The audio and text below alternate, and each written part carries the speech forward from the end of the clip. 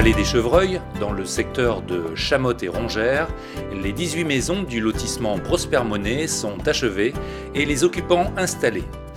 Allée des Pivoines, les 23 maisons qui font l'objet d'un permis de construire sont en voie d'achèvement. À Chatanet, le lotissement Les Balcons du Pilat, composé de 7 lots, est presque entièrement construit. À Trambas, dans le clos de Bellechasse, le lotissement est composé de 6 lots individuels et 20 maisons groupées. Certaines constructions sont déjà achevées et livrées à leurs habitants. Avec ces nouvelles constructions, le quartier des Georgelières va changer de visage.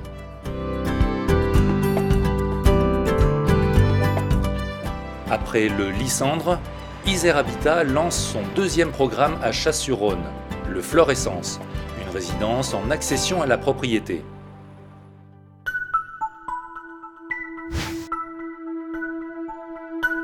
Le 21 juin 2012, la mairie de Chasse-sur-Rhône a signé un contrat de partenariat public-privé pour une durée de 15 ans avec l'entreprise SPI Sud-Est.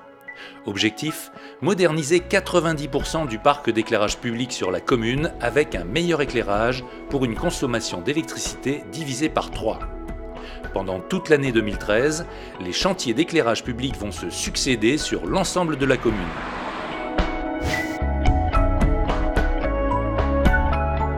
Avec les nombreux transports scolaires, la route de Sessuel est appelée aussi route des cars. Minée par des ruissellements d'eau, des travaux ont été entrepris cette année avec l'élargissement de certains tronçons.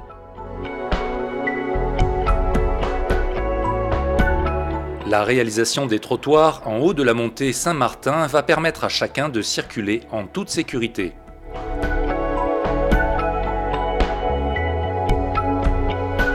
Très sollicité par des véhicules lourds, le rond-point de Flévieux ne pouvait que souffrir. La question de sa rénovation se posait donc de manière urgente. Et c'est chose faite aujourd'hui. Pour débroussailler le talus situé en aval de l'avenue du Général de Gaulle de manière écologique, la mairie s'est attachée les services de nouvelles débroussailleuses, des chèvres. Mise en place par les employés communaux du service Espace Vert, son coût direct a été limité à la seule fourniture du matériel. Cette tonte naturelle des espaces publics reste expérimentale.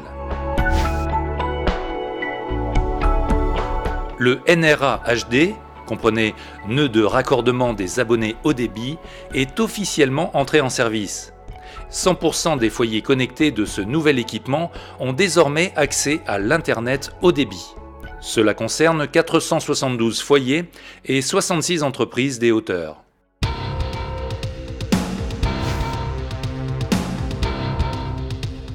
Le parc d'activités des Platières connaît un grand succès puisqu'il est désormais complet.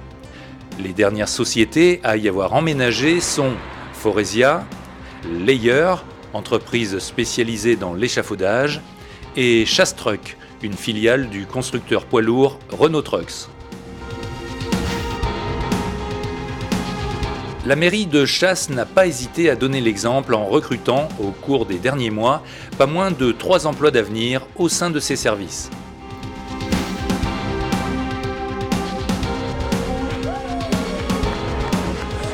Mercredi 6 novembre, Monsieur le maire inaugurait le nouvel ensemble commercial Chasse Sud. C'est une page qu'on tourne compte tenu du travail qui a été fait en amont et un nouveau chapitre que l'on ouvre pour une bonne perspective pour l'emploi, pour l'animation de chasse, etc.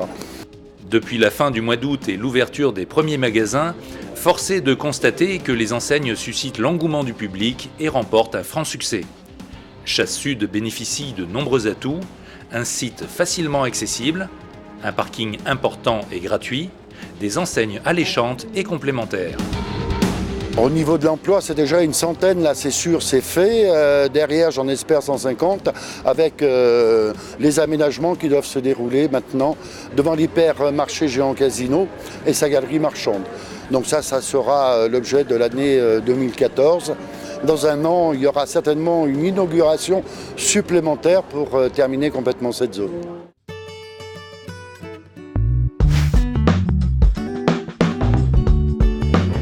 Dans un verre, on ne peut mettre que 3 tiers. Et imbécile, fallait pas de la voiture des tiers. Événement unique en France cette saison, c'est à Chasse que la troupe de Jean-Claude Baudracco avait décidé de présenter la trilogie marseillaise de Marcel Pagnol dans son intégralité. Donc depuis une dizaine d'années, nous jouons à travers toute la France, aux 6 coins de l'Hexagone, Marius et Fanny. Et l'an dernier, c'est-à-dire dans l'été 2012, nous avons créé le 3e volet de César, et qui boucle la trilogie. Et là, effectivement, à Chasse-sur-Rhône, pour la première fois, nous jouons la trilogie d'un trait sur 2 jours. Mou et paresseux, qui est tout le portrait de ton oncle Émile. À celui-là, il passait jamais au soleil parce que ça le fatiguait de traîner son ombre.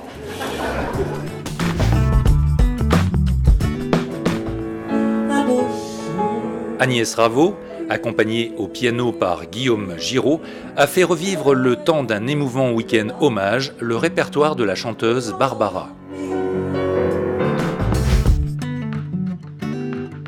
Pour la 4e fois, le site naturel du Gormeton a servi d'écrin à la Biennale d'Art Nature organisée par les Maisons des Jeunes et de la Culture de Chasse-sur-Rhône et Sessuel et leurs municipalités respectives, toujours avec le soutien du collectif d'artistes Solo Sari.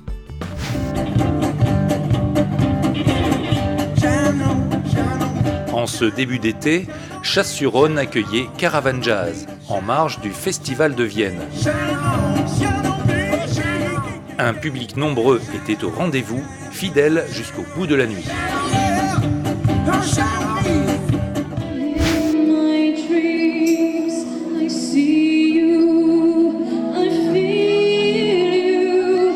Pour la 2e année consécutive, la municipalité avait décidé d'innover pour la programmation festive du 14 juillet. C'est donc le site du bassin nautique qui était investi pour la célébration de la fête nationale.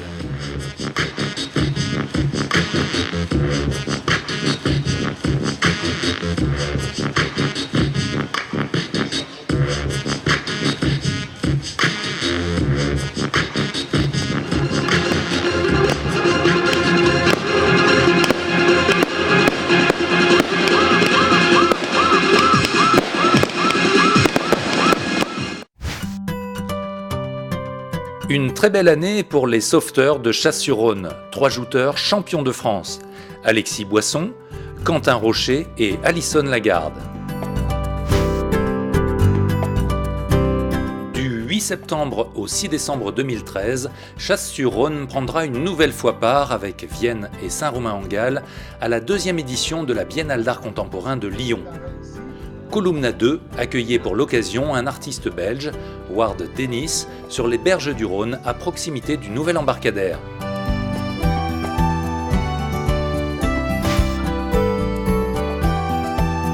C'est un moment de plaisir pour le maire de Chasse de vous inviter à cette inauguration de l'embarcadère.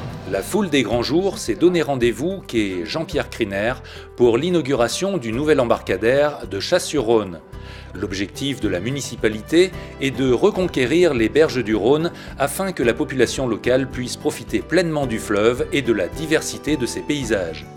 Il s'agit aussi de valoriser l'utilisation du site tant au niveau économique qu'écologique.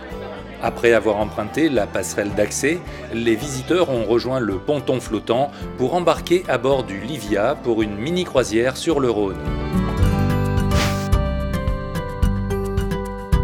À l'issue de la cérémonie de remise des 12e trophées de la communication, organisée à Nice le vendredi 29 novembre 2013, la commune de Chasse-sur-Rhône s'est vue décerner le 2e prix dans la catégorie « Meilleur bulletin municipal des mairies de 5 000 à 15 000 habitants ». Il s'agit d'une reconnaissance nationale du travail accompli par la collectivité en matière de communication et notamment de la qualité du magazine municipal Chasse Info.